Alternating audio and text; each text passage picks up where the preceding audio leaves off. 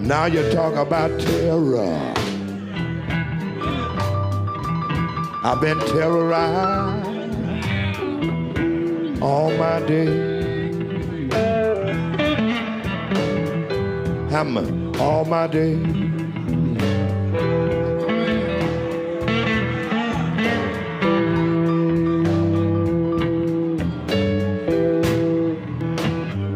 Hi, I'm Chris Hedges. Welcome to Days of Revolt. We're filming this segment, one of two segments, in Washington with author, former presidential candidate, consumer advocate, lawyer, Ralph Nader. His two latest books, The Emerging Left-Right Alliance to Dismantle the Corporate State, are Unstoppable, and then Return to Sender, Unanswered Letters to the President, 2001 and 2015. In this first segment, we're going to talk about the corporate coup d'etat, which took place, when it took place, how it was orchestrated, and it was largely a corporate attempt to respond to the very effective mobilizing that Ralph had done in Washington on behalf of the citizenry and advocacy groups to protect workers' rights, to promote clean water, clean air, OSHA. So let's begin with this. Lewis Powell, who was the general counsel to the U.S. Chamber of Commerce and would later be appointed to the Supreme Court, wrote a memo in August 1971 that expressed corporate concern over Nader's work. Quote, "Perhaps the single most effective antagonist of American business is Ralph Nader, who, thanks largely to the media, has become a legend in his own time and an idol of millions of Americans." Powell goes on to recommend, quote, "There should be no hesitation to attack the Naders, the Marcuses, and others who openly seek destruction of the system. There should not be the slightest hesitation to press vigorously in all political arenas for support of the enterprise system, nor should there be reluctance to penalize publicly those who oppose it." 1971, the Powell Memo goes into force, and what begins to unravel? Well, the Powell Memorandum was a combination of illusion and paranoia. He says it was an attack on the economic system in America.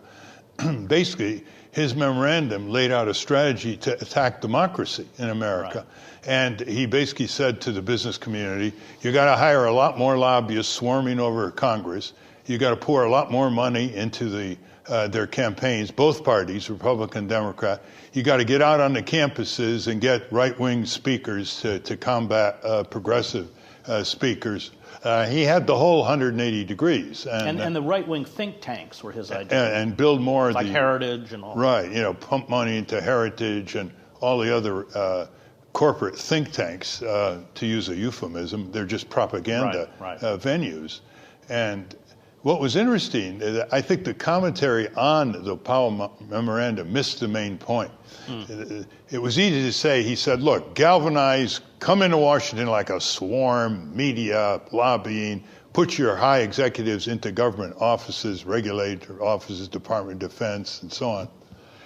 But that wasn't the most successful strategy, although it was successful. The most successful was that the Powell Memorandum led to the massive corruption of the Democratic Party.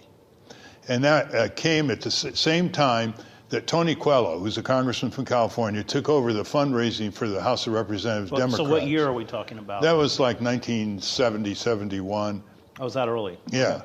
When he basically said to the Democrats, hey, look at all these political action committees. Why are the Republicans raising all this money from business? We can do just as well. And that's when the Democratic Party started going off the cliff. And there was an article in the Atlantic Monthly by Greg Esterbrook, October 1986. And he basically said it worked like a charm because once the money started flowing into the Democratic coffers, there was a big tax bill up. And within a year or so, the Democrats were trying to outbid the Republicans and carving out tax loopholes for big business in return for campaign cash. And so what the Powell Memorandum did was it recognized that if you can corrupt the Democratic Party, the Republican Party will be even more corrupt because they'll try to outbid them for the favor of corporatism. And what effect did this have on the relationship between the Democratic Party and Labor? Labor had traditionally been at least one of the pillars of the Democratic Party establishment. Well, labor was put on a defensive from which it's never recovered. First, it was being eroded by automation, then by globalization, shipping jobs overseas. And then they used to represent about $1 out of every $4 that went into the two-party campaigns, mostly Democrat. And right now it's like there's 32 to 1, 32 corporate dollars to one union dollar going into the campaign in the Democratic Party coffers, and that was the beginning of the slide. And it's amazing how you could see it. There were fewer congressional hearings that we would want. It was tougher to get regulatory agencies to issue even proposed health and safety standards for environment. And let me just go back, because if I have this right, you at least authored or helped author, was it 24 pieces of major consumer legislation? OSHA, the Mine and Safety Act, the Clean Water Act, which you then worked with a legitimate liberal wing of the Democratic Party to push through and become law. That's right. And this assault effectively destroyed that possibility, that mechanism. To do more. This was the basic legal structure for the consumer environment and worker safety movements. And it started in 1966 with the auto and highway safety laws. And it went up to the early 70s, and with few exceptions, listen to this, there hasn't been a single major piece of legislation advancing the health, safety, and economic rights of the American people since 1974, arguably since 1976. That's the effect of money in politics. That's the effect of a totally subservient strategy by the liberals. And in your book, The Death of the Liberal Class, which you really wrote as an understatement, they have sabotaged any kind of counterattack to the Powell Memorandum and the corporate onslaught, which wouldn't have been that hard to neutralize. And what effect did that money have on citizens groups like the ones that you've founded and worked with? It began working harder and harder for less and less every day, going up to Congress. Is that because the number of allies within the Democratic Party diminished significantly, or because they were bought off, or what happened? Well, they were defeated in the Reagan landslide against Jimmy Carter in 1980. We lost the champion of consumer protection, Senator Magnuson. We lost Senator Frank Church. We lost Senator Nelson. It was just, it was a disaster. And then something happened with the liberal and progressive groups here. They lowered their horizons. They hunkered down. They became very defensively tactical. That is, just to try to stop a few things. They never put forth an aggressive agenda the way Heritage Foundation, Cato Institute, and others have done. And once you're on a defensive in politics, you're on the defensive. It's almost impossible to recover. It's like you're back on your heels, you see? And then something else happened. And that was that the citizen groups started making excuses for the few progressive senators and representatives who got away with kind of plateauing with a few good bills they introduced, but they didn't want to be pushed. And for example, Senator Sanders does not like to be pushed by the progressives. Well, you saw this with Obamacare. So you saw groups like MoveOn.org, after Obama walked away from the public option, sending out memos to all of their followers. That's right. That you have to, even though he's destroyed the public option, even though Obamacare is written for and by the insurance and pharmaceutical industry, you have to pass it to save the Obama presidency. Yeah, I mean, the process is very simple. Think of a tug of war. 24/7, the corporations are pulling both parties in their direction. And what did the progressive or liberal citizen groups do to try to pull the Democrat Party? They lower their expectation level and settle for less. In other words, they're signaling this virus, this sickness called least worst civic advocacy on the Democratic Party. And in the meantime, the Democrats are saying, hey, we got these guys, they're going nowhere. So, we can start cashing in more with these corporate political action committees and PACs. So, Ralph, the Powell memo comes out. corporate money starts going into Democratic coffers. At what point did you become aware that things were changing? Well, it became apparent after Nixon was elected again in 1972, in spite of the Watergate scandal. And he stiffened his spine. Up until then, he was scared of liberals. I've heard you say that Nixon was our last liberal president.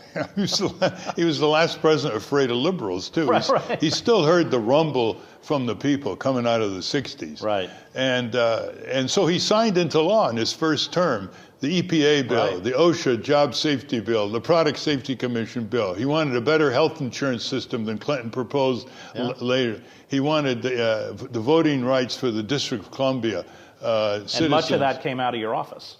Yeah, and he also adopted a minimum incomes plan, which Congress split on and rejected to try to abolish poverty.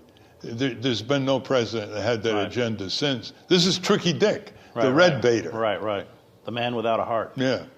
So, okay, the second term. So that's when you begin to see the change? Yeah. And what did you see happening?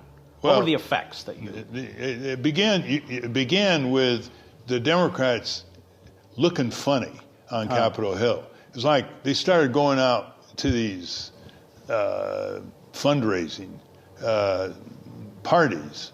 And Gerald Ford, as you know, took over from Nixon, and he imposed wage price controls, which was, completely out of the range of the Chamber of Commerce. They went crazy over that because there was a 4 or 5% inflation that they wanted to tackle.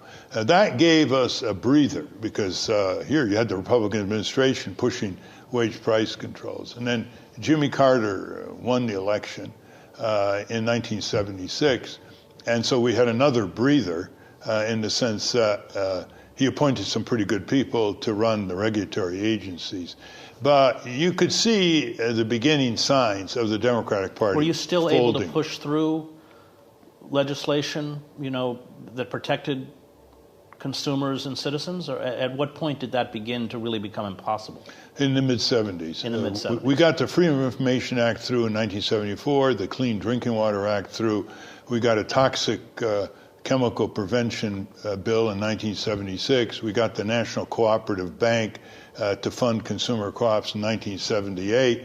And then it all began falling into inaction, stagnation. Jimmy Carter was spooked by the OPEC price increase for gasoline. Did you find, because you work closely with many of these congressmen and senators, did you find that doors literally just began to close to you? What was the process? Well, it was very gradual because the high watermark of the consumer movement legislatively was the Consumer Protection Bill, which went down in 1978 after having passed the House 1 year and the Senate 1 year, going back 5-6 years. And that brought together all the corporate lobbyists in the Madison Hotel where they got together and planned the strategy, because it couldn't stand a small consumer protection agency that spoke for consumers in the executive branch and could take the lax regulatory agencies to court if they didn't do the right thing. Just a $15 million little budget. Mm-hmm.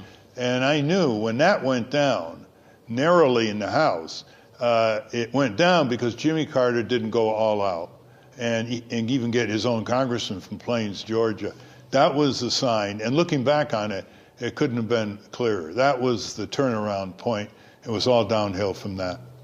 And essentially those within the Democratic Party that were amenable to this kind of legislation, to standing up for labor, would you say they were physically pushed out of the Democratic establishment, or they bought off? What happened, or both?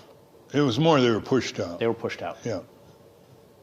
And so you got the rise of, what I call these faux liberals like Clinton or Obama, who speak in that traditional language of liberalism, defending the interests of working men and women and the poor, but in fact, serve corporate power. Without a doubt. This is rhetorical snake charmers. Right. Clinton was an enemy of environmental, consumer, and worker issues. He broke the modest welfare system for single moms in 1986. He sold out to the agribusiness companies in 1986. He allowed huge mergers in a bill he signed for the communications and the media giants, all in 1986. And quite apart from bombing Iraq illegally, killing civilians, not opposing a swollen military budget that was unauditable. Right. I mean, the list that goes on, and basically it shows a strain in American politics. Whereas if you can smile and have the right rhetoric, and Reagan did that too, you get away with it. It's amazing how we talk about the Orientals being overwhelmed with emotional oratory over 100 years, right? Nothing like the U.S. Right. All you got to do in politics is say the right thing, even though your whole record is contrary, and you're on your way. Well, that's the Clintons, and we're about to, get his wife. I mean, certainly she's a formidable candidate, within the party. The same approach, though. It's the same approach. The same approach. It's saying what you didn't do. Right. And this should come out in the next year. So what happens to you at this point? So you've been engaged in this battle since, the middle 60s when you took on GM. You're essentially watching the entire superstructure that you had created, and we should add that you founded many I think part of your genius was that you founded these citizen action committees, and then they spun off as independent entities. How many? I mean, a large number. Over 100. Over 100. And they became, so that structure, which had stood up for ordinary men and women of this country and fought in Washington on their behalf, what began to happen to that structure? Well, several things. One is the foundation started backing off, so they funded less and less. Where Ford Foundation started public interest law firms in San Francisco, Los Angeles, elsewhere, they didn't want to touch it. They were very, very skittish. So the citizen groups lost a big base. But why would the foundations have been affected by this political change? Because the trustees are overwhelmingly corporate. Right. And they were afraid the IRS would go after them as well, which is not an illusion. The second thing we did was we began to defend against deregulation. I think people like Joan Claybrook really fought successfully to stop the massive drive to deregulation. What we couldn't stop is the non-enforcement of good laws on the books. Right, and which is essentially how they've invalidated so many of the laws. Yeah, they put the regulatory agencies, the Auto Safety Agency, the Product Safety Commission, Food and Drug Administration, Environment Protection Agency, they put them to sleep, you know. And that's why we have a lot of these... By underfunding them. Underfunding them and putting pro-corporate people in charge. Right. See. And the third thing we did was go out around the country and start new groups, figuring we got to rebuild the civic actively infrastructure. And one of the ways we tried to do it, and we succeeded in Wisconsin and Illinois and San Diego, is to get laws requiring companies in their billing envelopes to put an insert, like your electric, gas, water company, banks, put in their billing envelopes an invitation for their customers to band together and join a nonprofit advocacy group with economists, lawyers, organizers, so on. Guess what? Just when we were ready to sweep the country, Governor Mario Cuomo was going to do it for the banks by executive order. So when you got your monthly statement, periodically you get an insert saying, you upset about these $30, bank bounce check charges, which cost $1. You want to do something about redlining, whatever, you can join this group.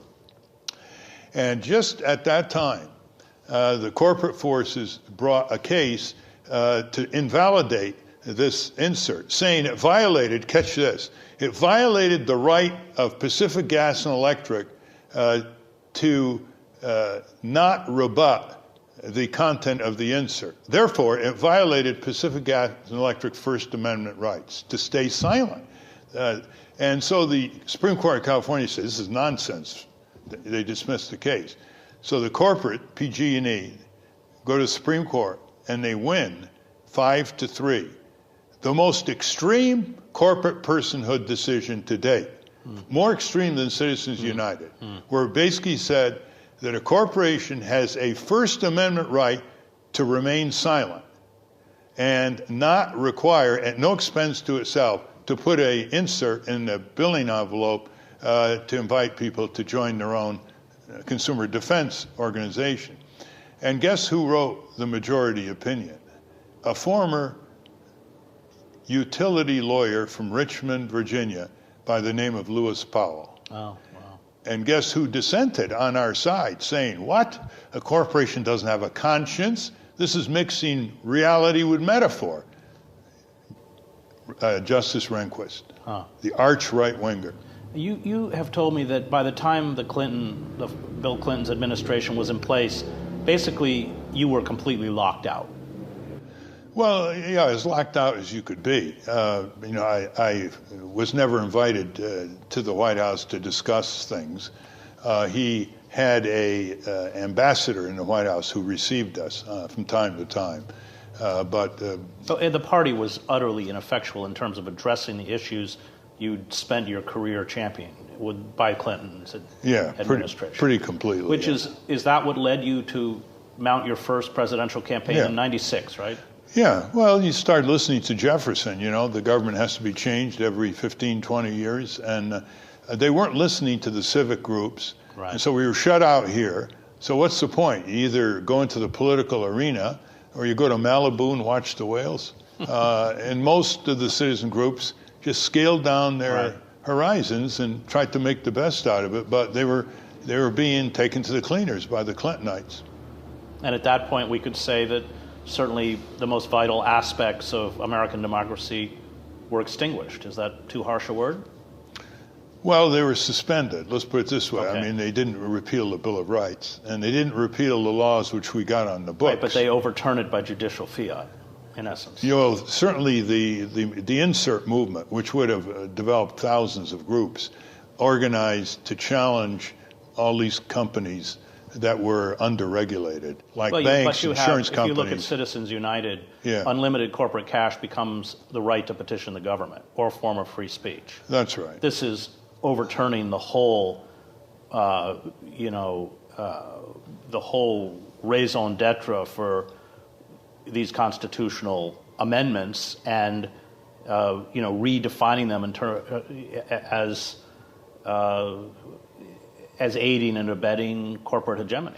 Yeah, well, they broke the barrier between commercialism and citizenship, and they commercialized elections. They commercialized politics. So everything was for sale. When the dam broke and the corporations went into areas that were relatively forbidden to them, everything was for sale. And when everything's for sale in a democracy, guess what? I mean, who can buy it? The people with the most money. There's got to be sanctuaries in a democratic society where nothing is for sale. Government shouldn't be for sale. Childhood should not be commercialized and be for sale. The environment shouldn't be for sale. Our genetic inheritance shouldn't be for sale.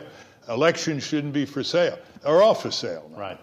And that's why we can develop a left-right alliance, because evangelicals don't like everything for sale. Right. They like a certain spiritual sanctuary. Right. That's the only political realignment, Chris, I see in the next 10 years. It's not the parties. It's a left-right alliance on things like prison reform, which is emerging, on the violation of civil liberties in the Patriot Act, on the swollen militarism and the military budget, on crony capitalism. How about that? That's all the corporate welfare, subsidies, handouts, bailouts. We got an 80% in the polls support on no longer bailing out Wall Street. And that's what we're going to talk about in our second segment. Yes. The rise of especially third-party movements. We'd all be a lot better off if everyone had, as I did, voted for you starting in 2000. Thank you very much. Yeah. You're welcome, Chris. And thank you for watching Days of Revolt.